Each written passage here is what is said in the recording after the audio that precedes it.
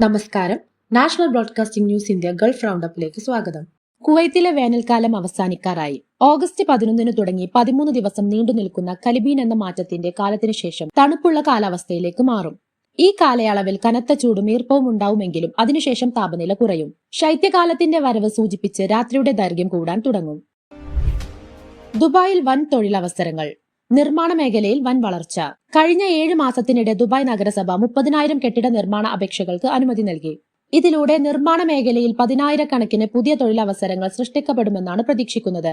Real estate മേഖല സജീവമാണെന്നതിന്റെ സൂചനയാണിതെന്ന് Dubai നഗരസഭയുടെ കെട്ടിട നിർമ്മാണ അനുമതി വിഭാഗം സിഇഒ മറിയം അൽ മുഖൈറി പറഞ്ഞു.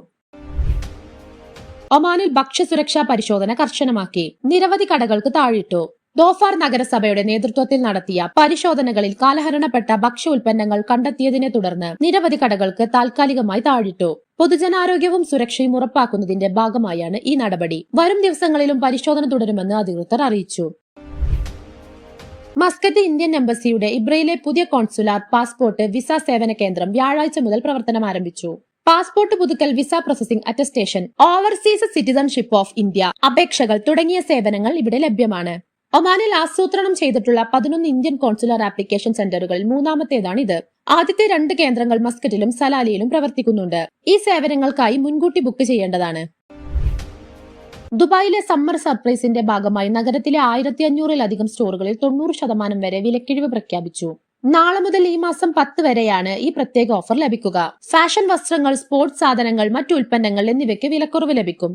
BurJuman mall, Dubai mall, mall of the Emirates തുടങ്ങിയ പ്രധാന മാളുകളിലും പ്രമുഖ ഫാഷൻ സ്പോർട്സ് സ്റ്റോറുകളിലും ഈ ഓഫർ ലഭ്യമാണ്. 1-1 സൗജന്യം, 3-1 സൗജന്യം പോലുള്ള പ്രത്യേക ഓഫറുകളും പ്രഖ്യാപിച്ചിട്ടുണ്ട്.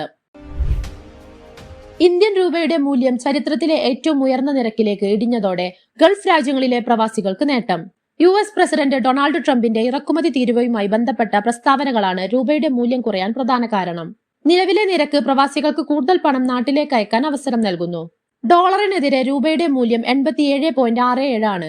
ഇതോടെ ഒരു സൗദി റിയാലിന് 23.36 രൂപയും UAE ദിർഹത്തിന് 23.86 രൂപയും ഖത്തർ റിയാലിന് 24.04 രൂപയും ലഭിക്കും. ഈ മൂല്യം ഈ മാസം തുടർന്നാൽ പണമിടപാടുകളിൽ വലിയ വർധനവുണ്ടാകാൻ സാധ്യതയുണ്ടെന്ന് ബാങ്കിംഗ് മേഖലയിലുള്ളവർ പറയുന്നു.